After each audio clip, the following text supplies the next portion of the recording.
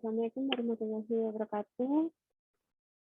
Bertemu lagi ya dengan saya, Nura Ainuntis Kusumasuti. Kali ini kita akan membahas dalam mata kuliah dokumentasi kebidanan dengan pokok bahasan prinsip pendokumentasian dalam manajemen kebidanan. Karena pendokumentasian dalam kebidanan ataupun dalam keperawatan nanti harus memang sangat penting ya, harus dilakukan sehingga kita perlu tahu bagaimana sih sebenarnya prinsipnya dalam membuat manajemen pendokumentasian kebidanan, kemudian nanti langkah-langkahnya bagaimana akan kita pelajari pada video kali ini. Oke, kita lihat terlebih dahulu ya, apa sih sebenarnya manajemen kebidanan?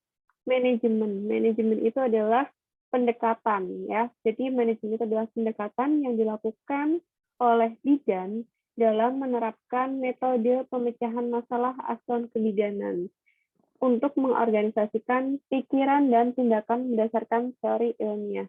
Jadi dalam setiap kasus yang dilakukan oleh bidan itu pasti ya harus ada pendekatannya ya. Pendekatannya di sini berarti adalah itu merupakan salah satu manajemen dalam kebidanan ya, dalam memecahkan permasalahan apa yang dialami oleh klien kita, yang dialami oleh pasien, entah itu ibu hamil, ibu bersalin, ibu nifas, dan lain sebagainya.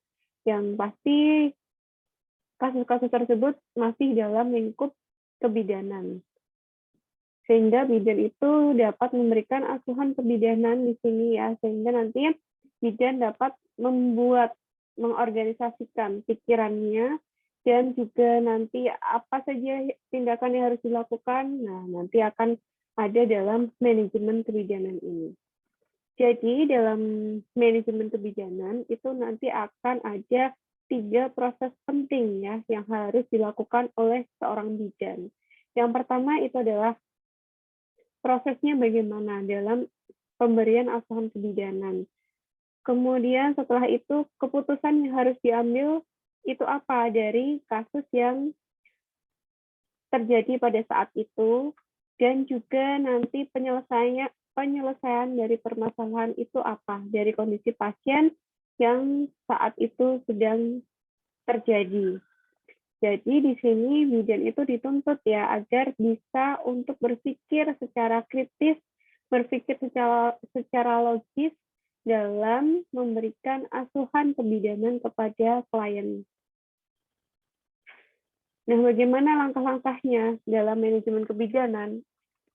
Nah, dalam praktek manajemen kebidanan itu akan ada proses-prosesnya ya atau langkah-langkahnya yang telah ditetapkan sesuai dengan standar yang sudah ada. Nah, tadinya untuk langkah-langkah manajemen kebidanan itu ada 5 langkah. Namun, seiring dengan berjalannya waktu, maka kelima langkah tersebut itu dijabarkan menjadi 7 langkah Farni. Jadi di sini nanti untuk perencanaan asuhannya itu dibagi menjadi 3, yaitu antisipasi masalah atau diagnosa lain, kemudian evaluasi kebutuhan, dan juga dijabarkan dalam perencanaan asuhan. Tapi sebenarnya entah itu 5 langkah ataupun 7 langkah, ini merupakan bagian perencanaan yang sama ya. Jadi dari awal hingga akhir sebenarnya intinya itu adalah sama.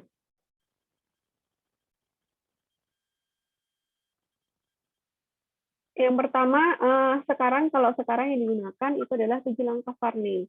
7 proses manajemen kebidanan Farney. Yang pertama itu investigasi. Investigasi di sini intinya itu sama dengan pengkajian data ya, karena di sini bidan itu akan melakukan wawancara untuk melakukan anamnesis sehingga data-data dari pasien itu terkumpul ya, dan juga nanti di sini bidan itu akan melakukan pemeriksaan yang dilakukan oleh bidan sehingga nanti dapat mendapatkan data subjektif dari pasien ataupun data objektif dari hasil pemeriksaan yang kita lakukan. Kemudian yang kedua itu adalah identifikasi. Bidan setelah melakukan anamnesis, kemudian mengidentifikasi masalah apa sih sebenarnya yang terjadi pada pasien tersebut dari hasil data subjektif maupun data objektif yang kita dapatkan. Setelah mengidentifikasi permasalahan, kemudian kita melakukan apa saja antisipasinya. Antisipasi masalah atau diagnosis lain yang dapat terjadi, ya. Jadi setelah masalah utama dalam diagnosis utama itu apabila sudah diidentifikasi, maka nanti selanjutnya bidan itu perlu untuk memperkirakan apa saja masalah-masalah atau diagnosa potensial lainnya yang mungkin dapat terjadi, sekaligus nanti bidan di sini juga harus untuk bisa mengambil langkah-langkah antisipasi jika nanti diagnosis potensial tersebut itu terjadi, sehingga agar diagnosis potensial itu tidak terjadi, bidan harus ada antisipasinya sehingga hal tersebut itu tidak akan terjadi. Setelah itu kita evaluasi kebutuhan dari klien. Jadi setelah bidan itu melakukan antisipasi, kemudian melakukan diagnosis potensial, kemudian bidan harus mengevaluasi kebutuhan yang dibutuhkan untuk melakukan penanganan segera, ya, setelah mendiagnosis masalah potensial itu apa saja yang kurang. Evaluasinya apa saja yang dibutuhkan di situ. Misalkan evaluasi langkah evaluasinya kita bisa untuk melakukan kolaborasi, misalkan kolaborasi dengan tenaga kesehatan lainnya, atau juga kita bisa melakukan konsultasi, atau di sini bidan juga bisa untuk melakukan rujukan apabila nanti diperlukan, ya. Kemudian setelah itu melakukan perencanaan asuhan. Jadi bidan harus mengembangkan rencana asuhan yang komprehensif tentunya. Perencanaan asuhan di sini harus berkesinambungan. Yang harus dilakukan, yang harus diberikan asuhan kebidanannya apa saja kepada pasien tersebut. Ya, jadi sehingga dari perencanaan ini nanti kemudian akan muncul apakah pasien tersebut harus dilakukan penyuluhan, apa saja yang harus diberikan, ataukah ada pemeriksaan lain yang harus dilakukan, ataukah ada rujukan yang harus dilakukan kepada pasien tersebut. Nah, semua hal tersebut itu nanti akan terpapar di dalam perencanaan asuhan ini. Kemudian langkah ke-6 itu adalah penata laksanaan. Nah, setelah kita merencanakan asuhan apa saja yang harus dilakukan untuk menangani pasien tersebut, maka kemudian bidan harus melakukan apa yang sudah direncanakan tadi. Yang sudah dirancang dalam perencanaan asuhan ini apa saja dilakukan dalam tahap ke-6. Ya, bidan harus melakukan penata laksanaan di sini dengan penuh tanggung jawab, dengan efisien, dan tentunya harus bermutu agar nantinya pasien mendapatkan kesejahteraan yang optimal. Nah, setelah penata laksanaan ini terlaksana, sudah dilakukan semua oleh bidan, kemudian kita evaluasi. Evaluasi ini adalah langkah terakhir yang harus kita lakukan, ya. Apakah semua asuhan yang sudah dilakukan di sini, ya, tadi kan perencanaan asuhan itu dijabarkan menjadi antisipasi masalah, evaluasi kebutuhan pasien yang harus ditambahkan di sini apa, kemudian perencanaan asuhannya apa. Nah, semua itu nanti akan dievaluasi di sini. Termasuk dalam penata laksanaan ini, apakah di situ dalam penata laksanaan ada yang kurang atau tidak. Ya, jadi kalau misalkan ada pemeriksaan atau penata laksanaan yang masih dirasa kurang pas, maka di evaluasi ini bidan harus merencanakan kembali asuhan kebijakan apa yang cocok untuk menangani permasalahan pasien tersebut. Ya, jadi inilah adalah ketujuh langkah Varney yang harus dilakukan dalam pendokumentasian kebijakan. Kemudian kalau untuk pendokumentasian manajemen kebijakan ya berdasarkan SOAP itu ada 4, yaitu subjektif, objektif, assessment atau analisis, dan juga terakhir adalah planning atau penata laksanaan.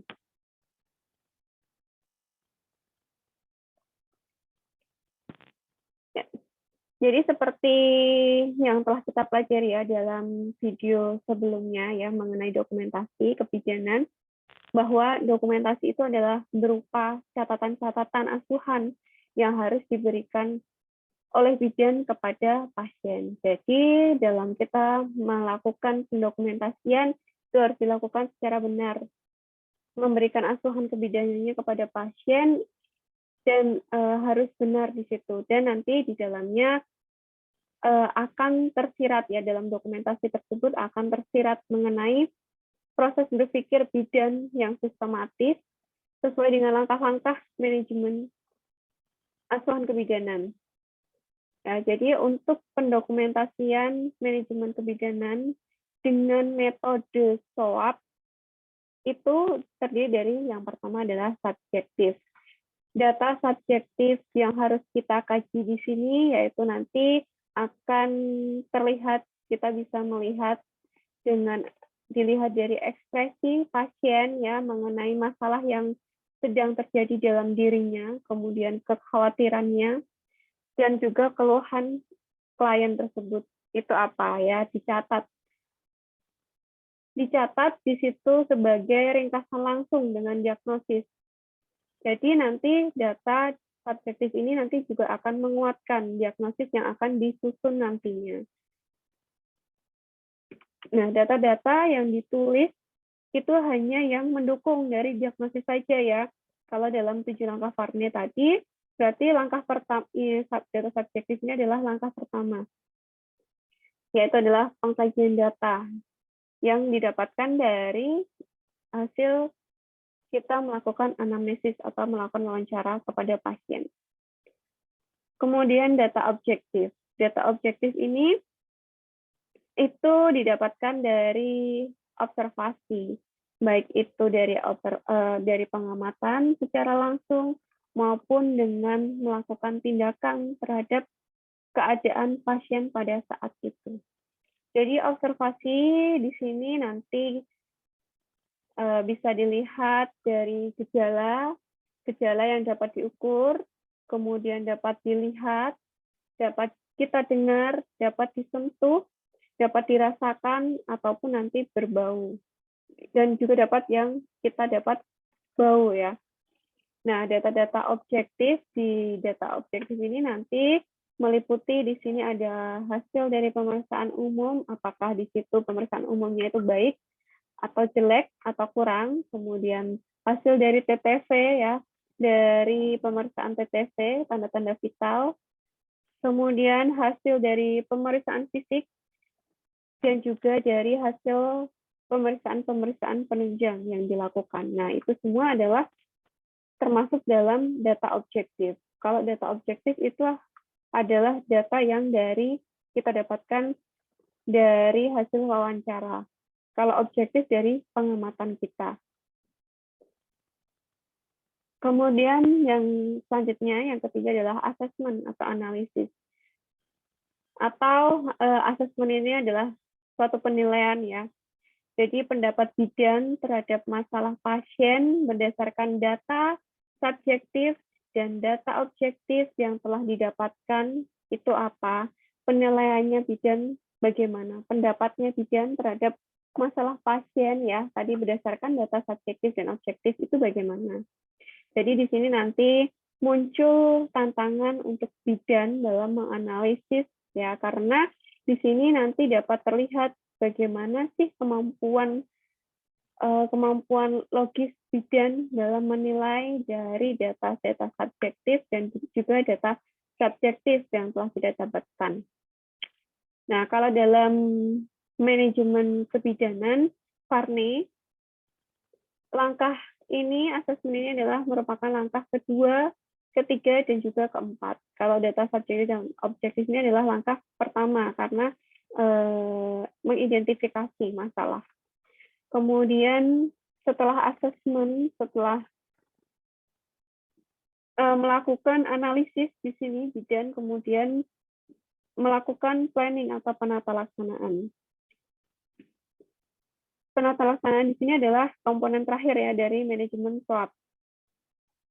Jadi perencanaan berarti membuat rencana asuhan untuk saat ini dan juga untuk asuhan yang akan datang. Yang untuk saat ini berarti melakukan penata laksanaan untuk menangani permasalahan yang saat itu timbul. Dan juga nanti yang akan datang berarti yang akan nanti dapat muncul dalam permasalahan yang dapat muncul dalam pasien tersebut. Nah, rencana asuhan ini itu disusun berdasarkan hasil dari analisis dan interpretasi data. Yang nanti itu tujuannya itu untuk mengupayakan tercapainya kondisi pasien yang seoptimal mungkin dan dapat diharapkan di sini dapat memberikan kesejahteraan bagi pasien ya. Jadi penata laksanaan apa saja yang harus dilakukan dari masalah yang dialami oleh pasien pada saat itu dan juga nantinya rencana asuhan apa yang harus dilakukan yang akan datang itu rencananya apa. Nah, itu dituangkan dalam planning atau penata laksanaan ini. Nah, kalau dalam 7 langkah Varney, ini merupakan langkah yang kelima, 6, dan 7 ya, yaitu adalah perencanaan asuhan, penata laksanaan, dan evaluasi. Nah, jadi untuk 7 langkah Varney, kalau SWOT berarti investigasi itu adalah data S dan O. Kemudian untuk ketiga ini, identifikasi, antisipasi, dan evaluasi kebutuhan itu merupakan analisisnya, bagian analisis. Dan P atau planning atau perencanaannya adalah mulai dari Varney yang langkah ke 5, 6, dan 7 ya. Oke, baik. Sekian yang dapat saya sampaikan untuk materi kali ini. Semoga bermanfaat bagi kalian. Saya akhiri. Wabillahi taufiq wal hidayah. Wassalamualaikum warahmatullahi wabarakatuh. Sampai jumpa kembali.